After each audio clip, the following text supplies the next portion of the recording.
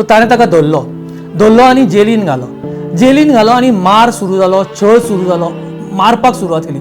जसो बाळाराया मापारीक मारलो तसोच रोहिदास मापारीक खूब मारलो.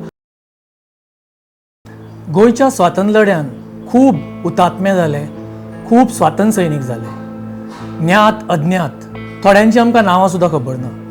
आमकां बाळाराया मापारीचें नांव खबर आसा की तो पयलो हुतात्मो आशिल्लो, पूण ताजोच एक चुलत भाव रोहिदास मापारी हाका कोणूच वळखना म्हणल्यार जाता. होच एक अज्ञात असो हुतात्मो जावन गेलो. बाळाराया मापारीचें अस्नोडा स्मारक आसा, पूण रोहिदास मापारीचें कितें ताचें कोणाक कांय खबर ना.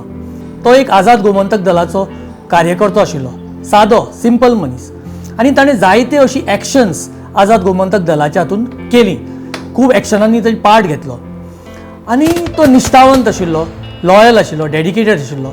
जेन्ना मोंतेरोक ह्यो गजाली कळ्यो, मोंतेरो म्हणटा तो एक नोटोरियस पोर्चुगीज मिस्तीज ऑफिसर, की रोहिदास मापारी हो मापारी घराण्यांतलो आनी एक तो पूत स्वातंत्र्य लढ्यान आसा आनी आझाद गोमंतक दलाचो मेंबर आसा आनी जायते कार्य करता, एक्शन करता. सो ताणें ताका धरलो आनी जेलीन घालो आनी मार सुरू जालो, छळ सुरू जालो, मारपाक सुरवात केली.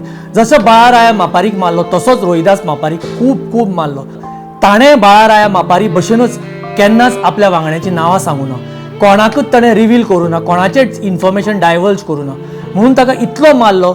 आनी फायनली तो एक दीस आयलो 28 सप्टेंबर 1956. हो मापारी फॅमिलीच्या, अस्नोडच्या मापारी फॅमिलीच्या काळखो दीस, कारण त्या दीस रोहिदास मापारीक जिवंत मारलो, तो मेलो.